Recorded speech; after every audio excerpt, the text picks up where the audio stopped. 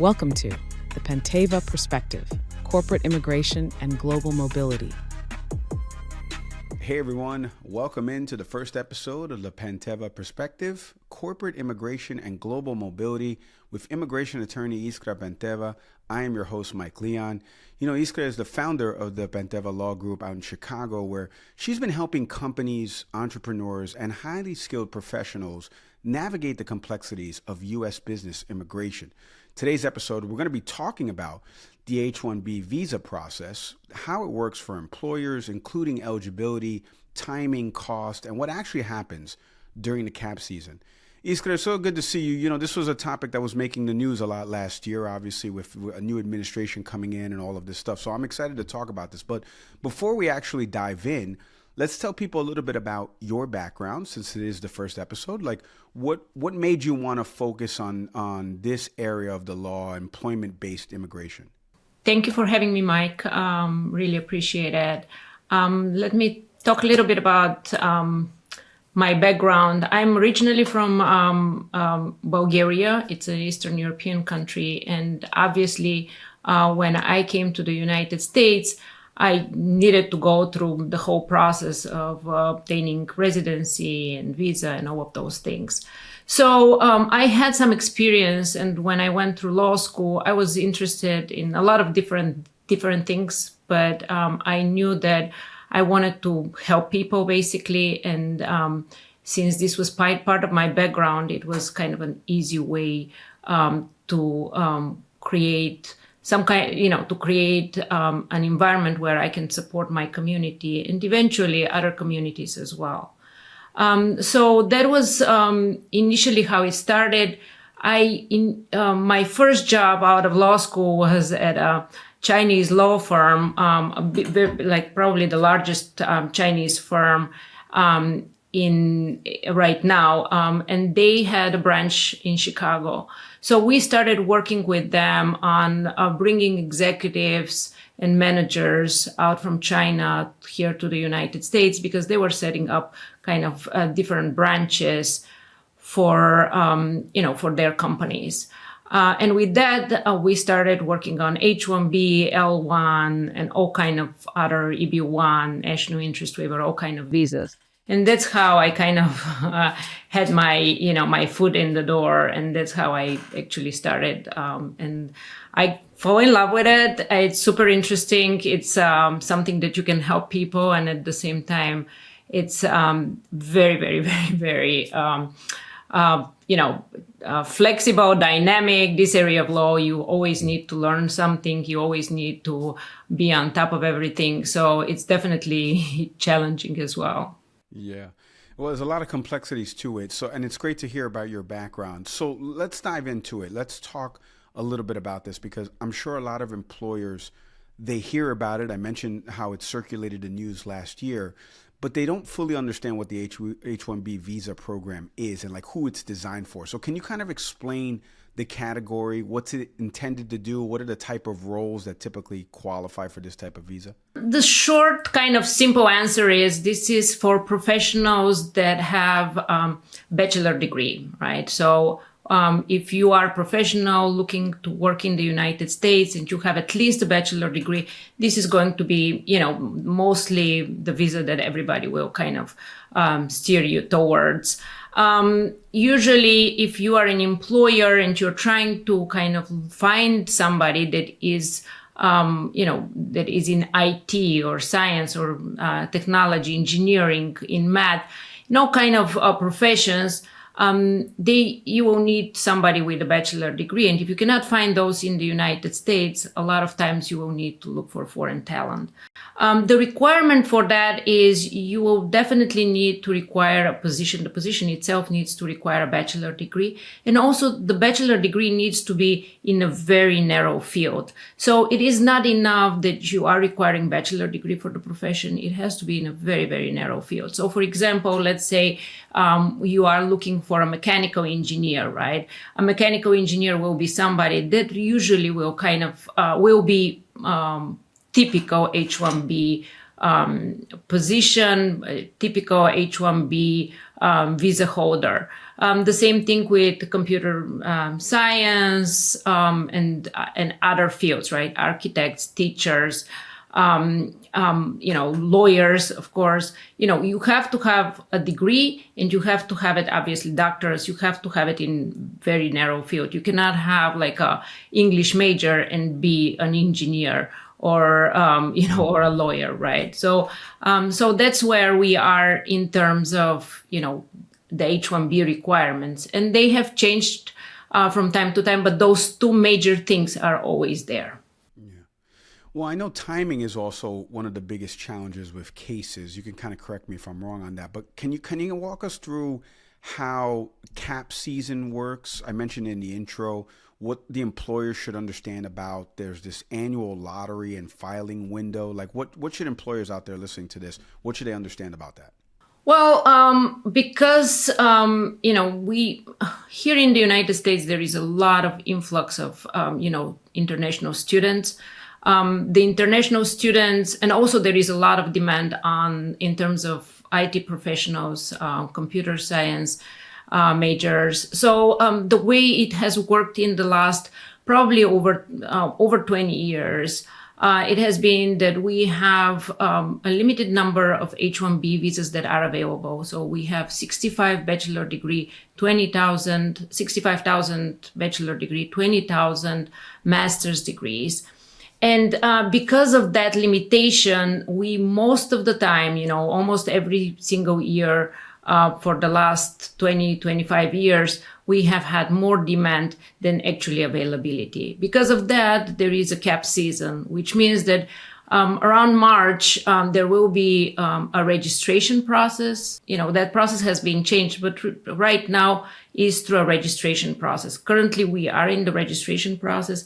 It is from March 4th to March 19th. You have to register your employees, and then you will need to get them, get their information in. And then if they're selected through kind of a lottery principle, then you will get notified by the end of March, and then you have 3 months to file those petitions. If everything has been done, if this process has gone through, on October 1st, you are able to onboard that kind of that employee, and then they can start working. For different people, it's different process. If they're outside of the United States, they will need to go through consulate processing. If they are in the United States, they will change their status. Right. Well, Iskra, I'm sure one of the big questions you get or companies have is how much does this cost? Because that's got to be one of the first practical questions, right? Like what are some of the government fees, other expenses that are typically involved for employers in acquiring this?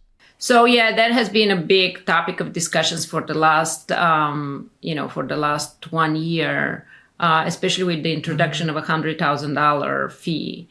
That has been initially when we found out about it, it was kind of a big surprise. Of course, we thought, okay, H-1B is dead. Nobody will be able to use it. But with the, days and hours and days and weeks, things are kind of much clearer now. So usually for H-1B visas, you will have two different kind of fees, right? You have legal fees that you usually will pay your attorney, and then you have government fees. And the government fees are 4 or 5 different fees. They are dependent on whether or not the employer is less than 25 employees, has less than 25 employees, or has more than 25 employees. And it's the government fees are between $2,000 to $3,500 on that H-1B. Now, if you want your case to be processed with premium processing, which means that they will decide the case within 15 days, then you will need to pay an extra fee. Now, the $100,000 fee came into play only for Department of State. So the way it works is if you are outside of the United States, you've never been, you are not in the United States, you're outside of the United States, you want to get an H-1B visa.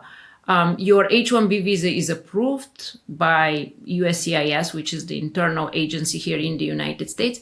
Then you can go to the U.S. consulate abroad, whichever country you live in, and get your visa there. Obviously, the problem will come up that at that time, the $100,000 fee will be triggered, and you need to pay that fee in order for you to enter an H-1B. So a lot of international students, for example, are not affected.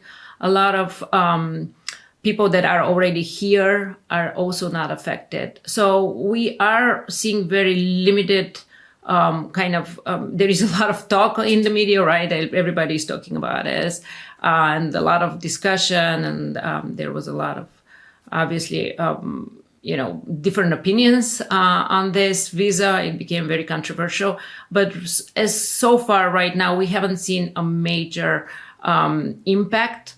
The major impact will come obviously from a lot of consulting companies that are actually trying to bring people from overseas. They are going to be mostly affected, but not the people that are in the United States so far. Well, it's good info for folks to know. Can you kind of share maybe an example, since you work with so many different companies, share an example of like a situation where a company, they did want to hire somebody, a foreign professional, and maybe they ran into some timing or planning issues with the H-1B. Are there any stories that you have top of mind? Yeah, I mean, there is a lot of stories. So most of the time when you are looking to hire somebody on a H-1B visa, you are really pretty limited in terms of what you can do. First, you are kind of limited because of the selection process, right? This is all based on selection, so it's a draw of luck whether or not your employee will be selected. So we've had numerous cases where the employer comes to us, they have a candidate. That candidate is either on a student visa or on some other type of visa, and they are not able to transition into an H-1B either because they were not selected or because they were not, the selection process will expire by the time they need to leave the country. So, a lot of things can happen. Actually it's right now, it's a really, you are really lucky if you are able to get into that category, if you are able to apply for an H-1B visa. If you have that, we've had numerous situations where people are applying year after year after year.